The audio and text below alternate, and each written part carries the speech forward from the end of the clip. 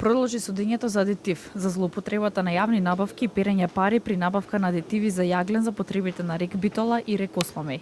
А обвините се 31 физичко лице и 5 правни лица, додека пак прво обвинетиот екс-директорот на ЕСМ Васко Ковачевски во бегство. Според обвинителството, преку пререгистрација на фирми и договарање меѓу економски оператори, биле наместени тендери со што одредени компании добиле договори и остварили имотна корист.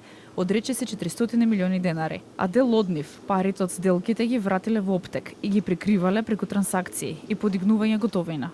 Денеска одбраната даде воведни зборови, а според адвокатката на Васко Ковачевски, тој е невин и истото ќе го докажат. Всушност, непотпишување на одлука донесена од управен и надзорен одбор може да биде кривично дело.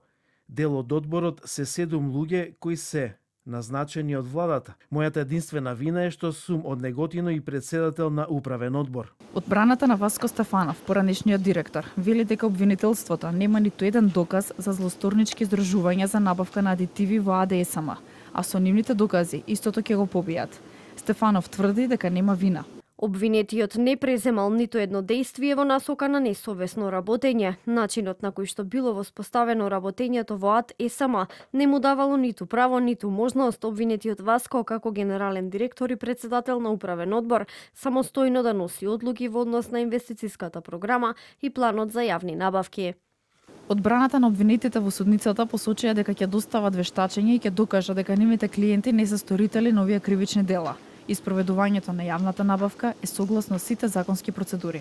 Сметам дека многу е битно да се вкрстат вештачењата кои што ќе бидат изработени во делот на повеќе експерти, како би можеле да докажеме дека повеќе професори и повеќе доктори во делот на своите надлежности се битни да се докаже она што се тврди дека не се сторители на ваквите сериозни кривични дела кои што ставаат на товар. На минатото рочиште обвинителката Наташа Поптрајкова кажа дека обвинителството ќе докаже институционалната и моралната распаднатост на системот на управување на АДСМ во време кога обвинетите ги вршеле своите службени должности во тој систем на управување и одлучување и дека обвинетите се организирале во злосторничко здружување со цел вршење на кривичните дела. Судењето го води судиката Даниела Димовска, а се одржува во дигиталната судница во Идризова, каде што се возможува поголема безбедност и ефикасност во процесирање на сложени предмети.